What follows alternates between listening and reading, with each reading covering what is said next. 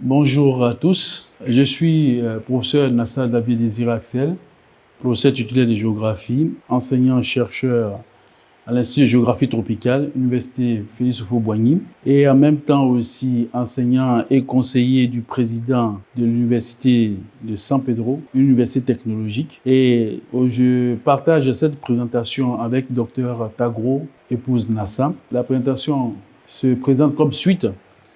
La mise en place de l'Observatoire du foncier et de l'habitat à l'épreuve du politique en Côte d'Ivoire, cas d'Abidjan. Cette présentation va s'articuler autour du plan suivant: gestion du foncier en contexte de monopole étatique, démonopolisation de la ressource foncière et une fabrique de la ville désarticulée, SIG, un outil de gouvernance et de gestion du foncier à l'épreuve des conflits de compétences, et on terminera par une conclusion. Pour dire tout simple, la ville est un mot simple, mais une définition complexe cernée selon plusieurs paramètres. C'est l'ouvrage collectif résultant de l'agrégation de la myriade de pratiques d'aménagement des agents et des acteurs sociaux, individualisés et collectifs, et cela à une grande diversité d'échelles et en des lieux multiples. Les interactions, les stratégies, les succès et les échecs de cette diversité d'agents résultent des qualités et propriétés de l'espace urbain. C'est en cela que, à Abidjan, par exemple, la délivrance, un des constats qui est primordial, la délivrance des attestations villageoises, qui est le premier élément pour pouvoir sécuriser son foncier, est attribué à plusieurs personnes parce que à ce niveau, le SIG n'est pas utilisé. Et l'Observatoire du foncier et de l'habitat, qui est un dispositif de capitalisation, de gestion, de partage, de mise en valeur, de sécurisation de l'information sur la question de l'habitat et du foncier, qui devrait permettre la mise en place du SIG, n'est pas utilisé. Alors, la question ici qui prévaut, c'est comment la mise en place de l'Observatoire du foncier et de l'habitat à Abidjan fait face aux politiques. De cette question centrale, il serait important pour nous de présenter la ville d'Abidjan en ses grands traits, au niveau des données démographiques, des données spatiales et surtout sa particularité. Au niveau des données démographiques, en 1950, la ville d'Abidjan comptait 65 000 habitants. Et en 2030, elle en comptera 8 414 000 habitants. Au niveau des données spatiales, de la période 1930 à 1950, c'était la ville coloniale. De 1970 à 1990, la ville comptait 10 communes. Et de 1990 à 2000, la ville compte 13 communes. Aujourd'hui, depuis 2013, la ville est transformée en un district autonome avec le Grand Abidjan qui en compte aujourd'hui 14 communes. Et sa particularité réside dans le fait que c'est une ville qui est consommatrice d'espace parce que en 1965, elle occupait 3 700 hectares. En 1990, 60 000 hectares et en 2014, 210 052 hectares. Donc, c'est une ville qui est horizontale. La fabrique de la ville était planifiée par un État fort. 7 documents d'urbanisme ont alors meublé la gouvernance de cette ville-là depuis 1928 jusqu'à 2014. Une conception de la ville en centre et en périphérie, un monopole étatique de la production foncière, un code d'urbanisme strict et respecté, la réalisation d'un urbanisme intégral. On a aussi, à partir du monopole étatique, on a la création de quartiers bien aménagés et équipés, tels que le plateau Adjamé, Cocody, Yopougon, Makori, Koumassi, Trècheville et Port-Boué, tels que représentés sur la figure qui est ici présentée. Pour résumer, une projection matérielle de la ville d'une urbanisation technocratique systématisée et promotionnelle correspondant au mythe et à l'idéologie d'une société moderne. Un urbanisme de qualité par la maîtrise technique de l'organisation de l'espace et de la production urbaine, une maîtrise du développement urbain selon la vision de l'État. À partir de ce schéma qui est ici présenté, on a au sommet un État fort, un monopole, qui contrôle tout ce qui est l'urbanisme opérationnel, l'urbanisme de réglementaire. Et cela aboutit à des espaces urbains bien aménagés et bien coordonnés. Une fabrique de la ville désarticulée à partir de ce qu'on appelle ici l'ouverture du foncier au privé, donc sur la question de la démonopolisation du foncier et de l'habitat. On a ici une ouverture du foncier au marché libéral par la Banque mondiale. La décennie 1980-1990, le foncier devient un bien marchand et la population des agents entrepreneurs urbains. Apologie du secteur privé, premier responsable du développement urbain et relégation de l'État à un rôle de régulation.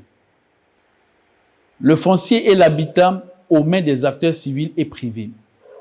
Et comme le foncier et l'habitat sont privatisés et aux mains des acteurs civils et privés, ces acteurs-là sont qui? C'est les autorités coutumières, les familles lignagères, les promoteurs immobiliers et fonciers, les ONG ivoiriennes et associations assimilées, surtout dans la périphérie sud-est, et les groupements interprofessionnels.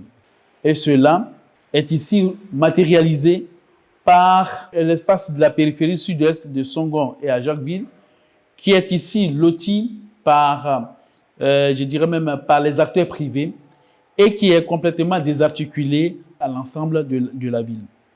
Et c'est aussi le cas au niveau de la périphérie sud-est, dans la zone de Port-Boué, qui est ici représentée. Une fabrique de la ville dominée par les familles, en partenariat avec des entrepreneurs fonciers privés, la zone de Songon. Ici, il était important pour nous de nous arrêter sur cette diapositive. C'est quoi? Au niveau des acteurs ici, nous avons les familles qui ont loti près de 2977 hectares. Les chefferies villageoises, 1066 hectares. La mairie de Songon, qui est un démembrement de l'État, 155 hectares. Mairie de Jacquesville, un démembrement de l'État également, 45 hectares. Ce qui veut dire que l'État central à lui seul a loti 430 hectares sur un total de 4673 hectares. Le reste est dominé ici à 60% par les familles et à 9% par les villages. Ce qui veut dire que l'État central qui est représenté ici par la mairie n'a que 27% des terres loties. Et cela est représenté ici à travers un système théorique de fabrication de l'espace urbain abidjanais en contexte néolibéral. Ici, vous avez au centre la fabrication de l'espace de la ville, qui est ici le fait d'un environnement macroéconomique, c'est-à-dire le libéralisme économique pur avec la privatisation de la filière foncière urbaine. Non, elle est ici régie, organisée par un environnement néolibéral. Et les réalités sociétales. Les réalités sociétales, c'est les sociétés des classes et des structures villageoises, la croissance démographique d'Abidjan. La perception individuelle, c'est-à-dire que l'espace en lui-même est perçu comme ressource économique, patrimoine collectif, fait culturel, source de richesse. Une trame urbaine, amas de lotissement individualisés et privés sous-équipés. C'est le cas ici où on a des lotissements où des maisons se construisent sans aucune infrastructure de base, l'eau vendue à des acquéreurs avant leur approbation, l'eau fictive sur des lotissements jamais approuvés, nombreux litiges et procès, blocage de l'accès au sol loti. La fabrique de la ville est une incohérence dans le lotissement individualisé et privé. On a très souvent des chevauchements entre lotissements, chevauchements de lotissements résultant de projets mal coordonnés entre acteurs, la cession d'une même parcelle à plus de 2 lotisseurs. Cela est perçu ici à travers cette carte-là, où nous avons ici des espaces, au niveau des légendes, nous avons des espaces qui sont en rouge, entourés des petits ronds rouges, qui représentent ces espaces de chevauchement. Alors, que faire? Comment allons-nous résoudre ces problèmes-là qui minent la vie, qui minent l'occupation de l'espace et surtout la gestion du foncier et de l'habitat? Pour cela, je laisse la parole à Dr Tagro qui va nous donner un aperçu de ce que le SIG peut donner dans le cadre de la gestion du foncier et de l'habitat dans l'agglomération abidjanaise. Merci, professeur Nassar, pour la parole que vous me donnez. J'aimerais aussi profiter de l'occasion pour remercier Supermap de nous avoir associés à cette 5e conférence mondiale sur les SIG.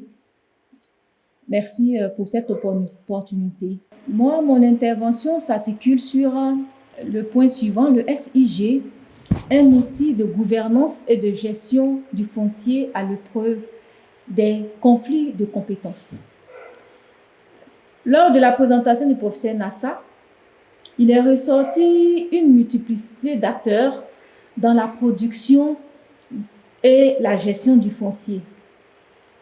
Et cette multiplicité d'acteurs entraîne un problème fondamental qui est celui des données disparates. Des données disparates et aussi des données qui sont fiables et actualisées. Et pourquoi ces données sont disparates? Parce que ces données sont logées dans diverses institutions, des ministères, des bureaux d'études, des lotisseurs privés, même des chefs qui initient des lotissements. Et donc, les données issues des lotissements, des données spatiales, sont logées dans différentes institutions et au niveau de différents acteurs. C'est pourquoi nous soutenons que le SIG, qui est un outil d'interconnexion des données et même disparates, est un outil très important pour la mise en place de l'observatoire. Mais pourquoi cet outil est si important? Parce qu'il permet de collecter, de valider, d'archiver même ces données et même de prendre des décisions.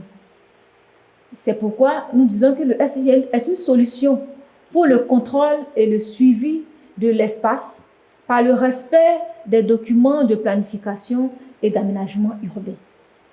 Pourquoi le SIG, en tant qu'outil, n'est pas mis à l'avant?